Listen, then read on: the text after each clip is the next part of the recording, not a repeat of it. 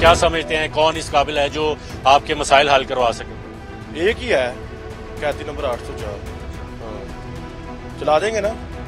बिल्कुल चलेगा, क्यों नहीं चलेगा। आपकी राय है, आपकी राय हमें मुकद्दम है। हम देंगे इंशाल्लाह ये तहरीके लब्बैक।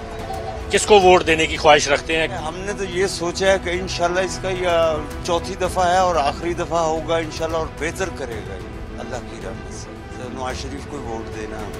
ये बाबा जी से पूछते हैं, क्या नाम है आपका? ये मेरा नाम बाबर है सर। ये जिंदगी देख रहे हैं ना आप, अगर वो जो हुक्मरान वगैरह जो हमारे पास कोई भी आएगा ना, तो हम उसका इस्तेमाल कैसे करेंगे? आंडे टमाटरों से करेंगे। इतने आप नाराज हैं? इतने हम नाराज हैं क्योंकि ये नवाज शरीफ का हल्का है। ये मुझे लगता है, जो मेरा माइंड कहता है कि नून लीग जो है वो सिलेक्ट होके आ रही है हर तरफ से। अगर आते हैं आप जेन्युइन न्यूट्रल होकर, तो फिर मेरा नहीं ख्याल कि इस बार नून लीग को कोई चांस भी मिलेगा कहीं।